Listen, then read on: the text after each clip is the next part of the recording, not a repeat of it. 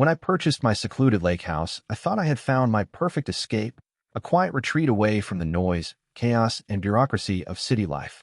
The property was on the outskirts of a small town, nestled deep in the woods with a breathtaking view of the lake, and best of all, I thought I wouldn't have to deal with any meddling neighbors or restrictive policies. That assumption was dead wrong. It took less than 2 weeks before I received my first HOA notice, an aggressively worded letter stuffed in my mailbox, informing me that my property was out of compliance with community regulations.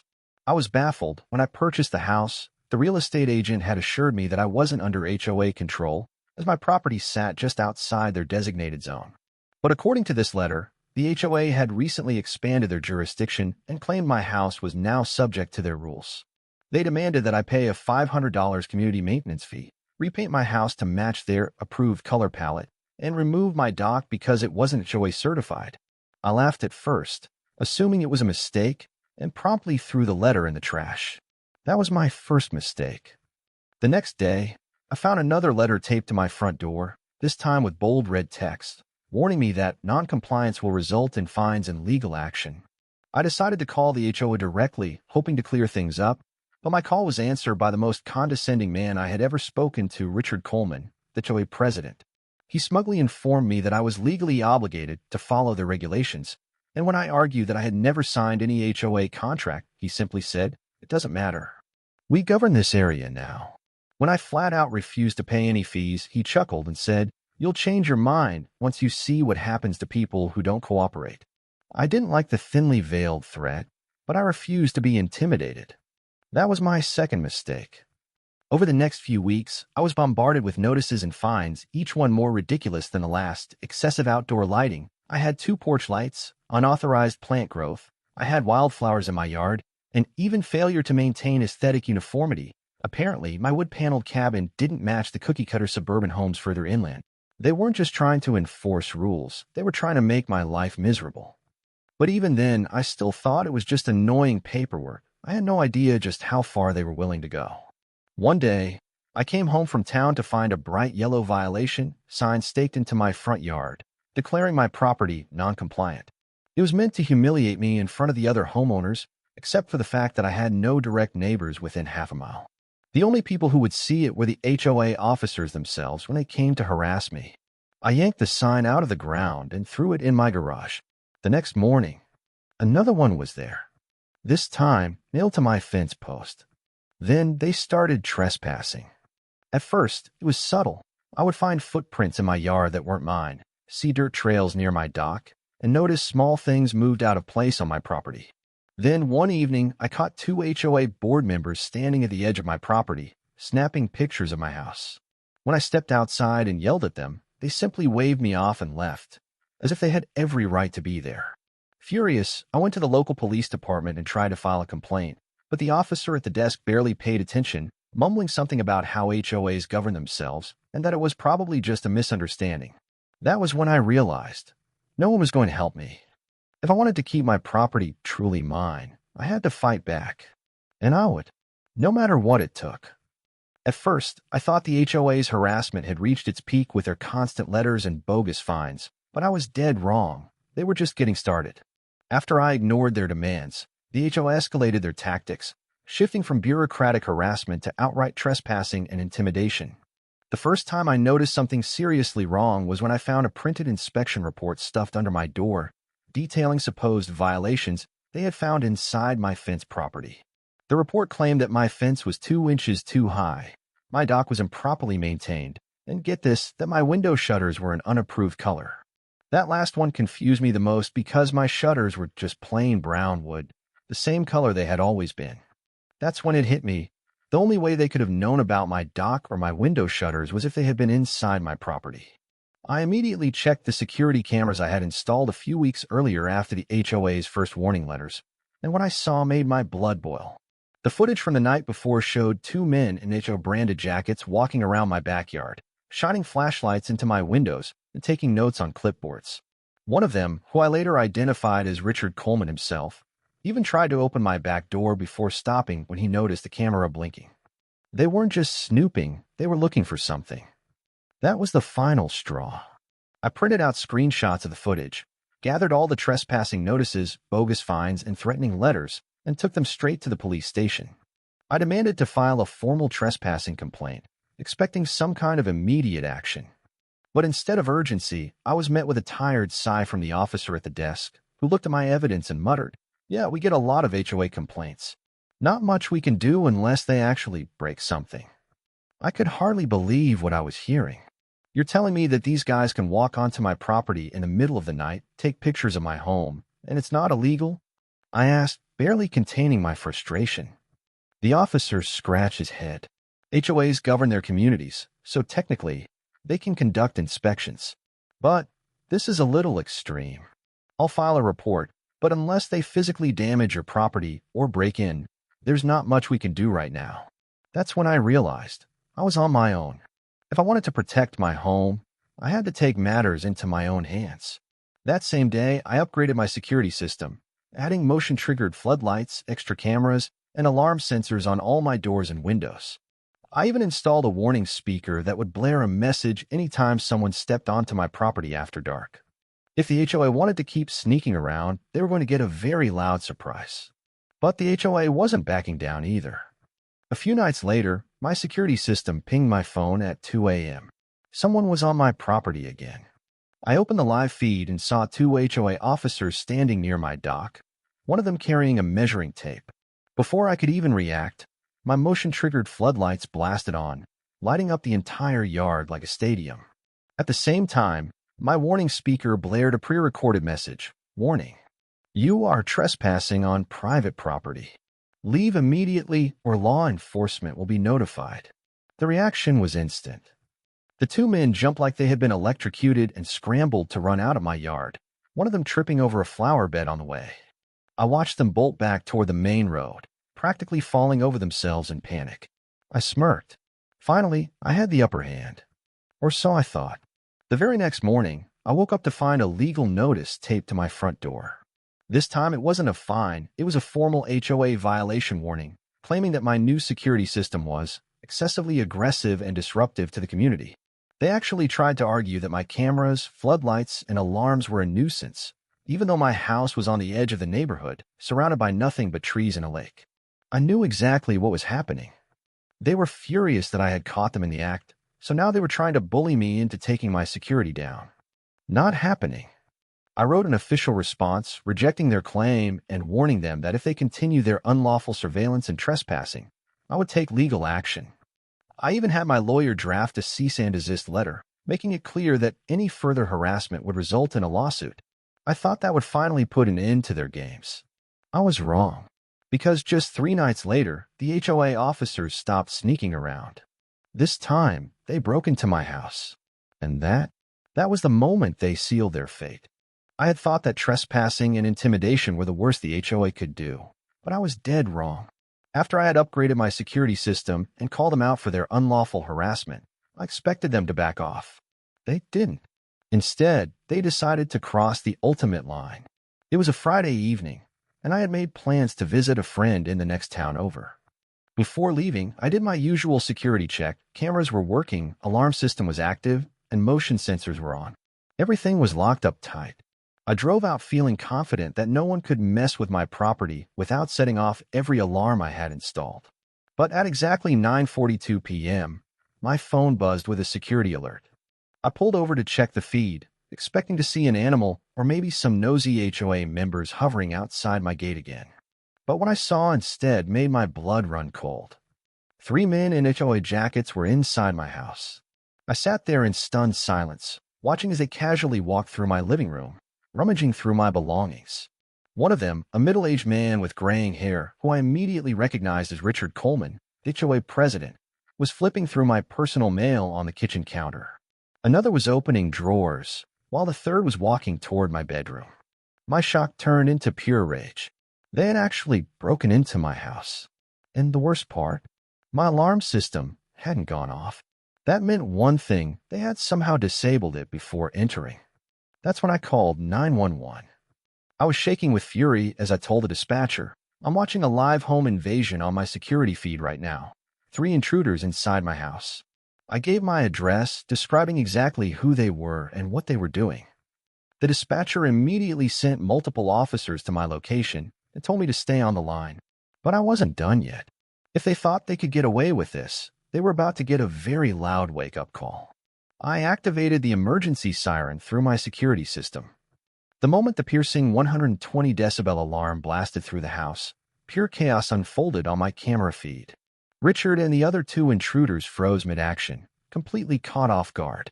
One of them tripped over my coffee table, knocking over a lamp in the process. I watched as they scrambled like cockroaches, looking for a way to shut off the alarm, but they had no idea how. Then, my security speakers activated.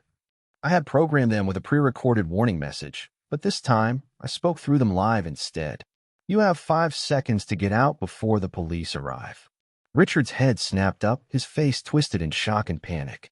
He grabbed the other 2 men and yelled something, but it was too late. Because at that exact moment, red and blue lights flashed outside. The police had arrived. On my camera feed, I watched as the 3 intruders rushed toward the front door, but by the time they got outside, they were met with multiple police officers with weapons drawn. "Get on the ground, now," an officer shouted. Richard tried to talk his way out of it. Wait. This is a misunderstanding. We're the HOA. We have the right to be here." That excuse went nowhere. Within seconds, all 3 men were forced to the ground and handcuffed. One of them actually had the audacity to argue while face down in the dirt. "You don't understand. We were conducting an inspection." One of the officers snapped back. "You broke into a private home. That's called burglary." I had never felt so satisfied in my entire life. I turned my truck around and sped back home, arriving just in time to see the 3 men being hauled to their feet and shoved into the back of a patrol car. The moment Richard saw me, his expression twisted with fury. "You set us up," he hissed. I let out a bitter laugh. "Set you up? You broke into my house, Richard." One of the officers walked up to me, holding a plastic evidence bag. Inside? Master key. "We found this on one of them," the officer explained. "Looks like they had unauthorized access to multiple homes." That's when I realized I wasn't the only one. The HOA had been using stolen or copied keys to enter other homes in the community whenever they wanted. This wasn't just a crime against me. This was a full-blown criminal operation, and I was going to make sure they paid for it. By the time I pulled into my driveway, the scene outside my lake house looked like something straight out of a crime drama. Flashing red and blue lights illuminated my property, reflecting off the trees and the dark surface of the lake. 3 HOA officers, including Richard Coleman, were handcuffed and lined up on my front porch, their faces a mix of shock, fury, and denial. A few of my neighbors had gathered on the outskirts of my property, watching the chaos unfold with expressions ranging from curiosity to satisfaction. I barely had time to get out of my truck before one of the police officers, a grizzled-looking sergeant, approached me. "You the homeowner?" he asked, flipping through his notepad. "Yeah," I said, my voice still thick with adrenaline. "And I've got security footage of everything." At that, Richard jerked his head toward me, his face contorted with rage. "This is a misunderstanding," he bellowed, struggling against the officer holding his arm. "We have the legal right to inspect properties under HOA jurisdiction." I snorted. "Oh, really? Does that include breaking into houses and rifling through personal belongings?" Richard opened his mouth to argue, but the sergeant cut him off. "I'd be very careful about what you say next, Mr. Coleman." He turned back to me. "Let's see that footage." I pulled up my security app and handed him my phone, letting him watch the live recording from earlier that night. The moment Richard and his goons enter my house, the officer's jaw hardened. When he saw them rifling through my kitchen drawers and personal documents, he muttered, "Unbelievable." The best part? The audio had picked up everything.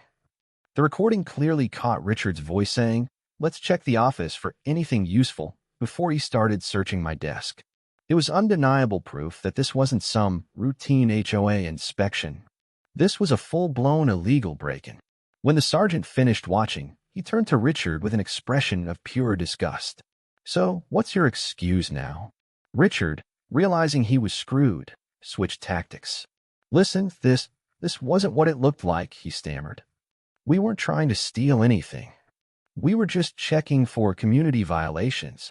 The officer held up a hand. "Shut up." Richard's mouth snapped shut. That's when another officer walked up, holding a plastic evidence bag. Inside, a ring of master keys. We found these in Coleman's vehicle, the officer announced. They match multiple addresses in the community. The realization hit me like a freight train. It wasn't just my house. The HOA had been secretly entering other homes too. I turned to Richard, my fists clenching. How many homes have you broken into? Richard remained silent, his eyes darting around like he was looking for a way out. The sergeant turned to his team. Get statements from the neighbors. See if anyone else has noticed signs of illegal entry. Sure enough, as the officers began questioning my gathered neighbors, more horror stories started coming out. One elderly woman, Mrs. Langley, spoke up first. I always thought something was off, she admitted, clutching her shawl. I come home and find things slightly moved in my kitchen. Thought I was just forgetting where I left them. Another neighbor, James Rourke, stepped forward. A few months ago, I noticed footprints in my backyard after a storm, but I live alone. Figured it was just a maintenance worker. Now I'm not so sure. More and more people shared similar experiences, and the police officers jotted down every single statement. That's when I decided I was going to take this all the way. I turned to the sergeant. I want to press full charges. Breaking and entering, harassment, theft, whatever we can get them for. The sergeant nodded. We'll take care of it. He gestured to his team, and within minutes, the officers began loading Richard and his cronies into the back of their squad cars. As they were being shoved inside, Richard shot me one final glare. You have no idea what you've just done, he spat. I smirked. Oh, I know exactly what I've done. The officers slammed the doors shut, and the squad cars drove off into the night. But I wasn't done yet, because this wasn't just about getting them arrested.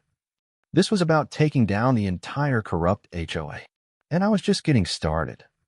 With Richard Coleman and his goons hauled off in the back of police cars, I wasted no time turning my attention to the bigger fight, the legal battle that would take down the entire corrupt HOA for good. This wasn't just about trespassing or harassment anymore.